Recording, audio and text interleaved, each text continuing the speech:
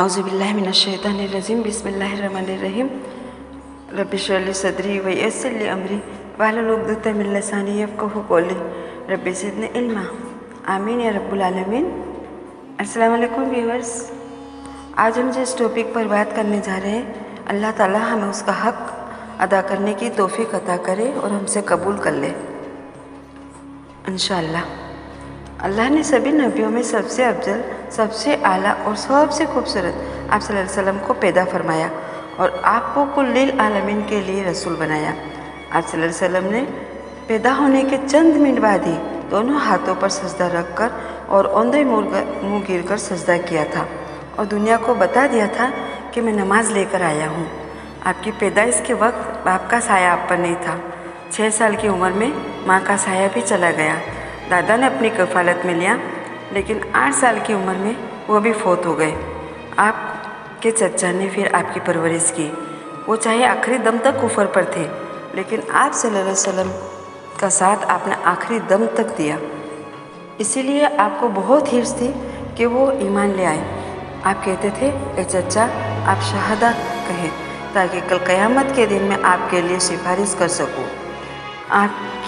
आपकी अमानतदारी और अखलाक इतने उम्दा थे कि काफिर भी आपके पास अपनी अमानत रखते थे और आपको अमीन का लक़ब दिया था। आपका हुस्न चौधरी के चांद को भी फीका करता था। जब हज़रत खदीजा ने आपके बारे में सुना तो उन्होंने अपनी माल की तिजारत के लिए आपको भेजा और आपकी अमानतदारी से इतनी मुतासिर हुई कि आपको निकाह का पैगाम भेजा। उस वक्त आपकी उम्र 25 साल और हज़रत खदीजा की उम्र 40 साल बताई जाती है। अगर आपको सिर्फ शादियों का शौक़ होता या ऐसा आराम का शौक़ होता तो आप ये शादियाँ नहीं करते। आपकी सभी औलादें सिवाय इब्राहिम के, जो कि हज़रत मारिया कुद्दूसी से थे, सभी हज़रत खदीजा से ही हुए।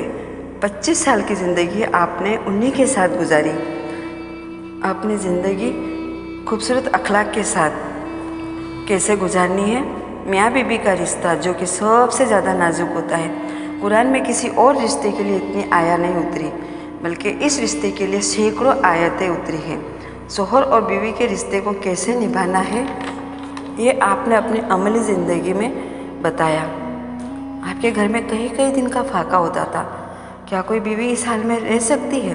लेकिन आपकी सभी ज़ौजा आपके साथ बहुत खुश थी, क्योंकि आपके अच्छे अखलाक की वजह से।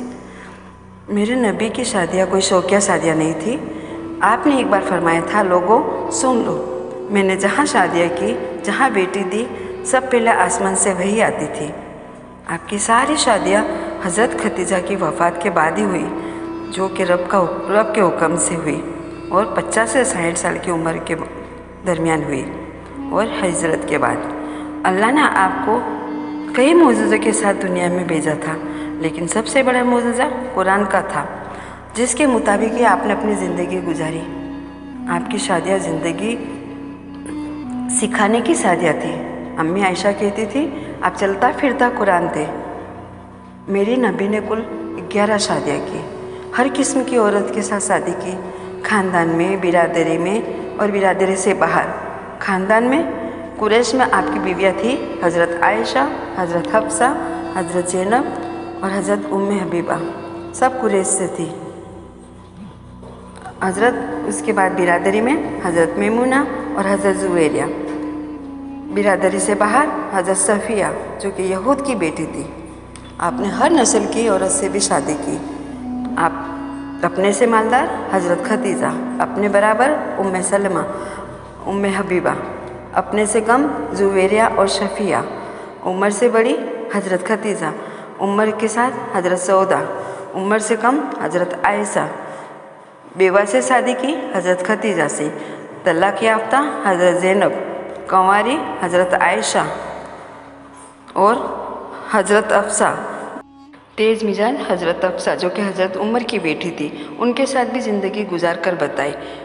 यानी जितनी भी नस्ब एक औरत से बनती है, उन सब में अल्लाह ने आपको डालकर इस ज़िंदगी कैसे गुजारनी है ये सिखाया। हज़रत खदीजा की वफ़ात के बाद आप सल्लल्लाहु अलैहि वसल्लम को घर के काम और दीनी तबलीग में बहुत परेशानी रहती थी। तब आपसे किसी ने दूसरी शादी का मशवरा दिया।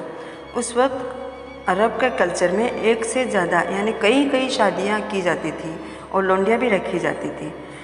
اس وقت کا ان کا کلچر تھا، جیسے کہ آج ہمارا کلچر ماڈرنزم ہو گیا ہے۔ اس وقت ایک بالغ لیکن چھوٹی لڑکی بھی ایک عمر یافتہ شخص کے ساتھ نکاح کر سکتی تھی اگر وہ اسے اچھے سے نبھا سکے۔ اسی لیے آپ صلی اللہ علیہ وسلم کی شادی حضرت عائشہ سے ہوئی۔ آپ کی دوسری شادی حضرت خدیجہ کی وفات کے بعد حضرت سودا سے ہوئی تھی، جو کہ ایک عمر دراز عورت تھی اور زیادہ خوبصورت بھی نہیں تھی۔ جسم بھی آپ کا کافی بھاری تھا، لیکن آپ نے یہ سب نہیں دیکھا اور آپ نے اپنے بچوں کی کفالت کے لیے ان کا انتخاب کیا۔ اس کے بعد تیسری شادی حضرت عائشہ سے، جو کہ پہلے آپ کو 2 پردوں میں خواب میں آپ کو ان کی شکل دکھائی گئی تھی۔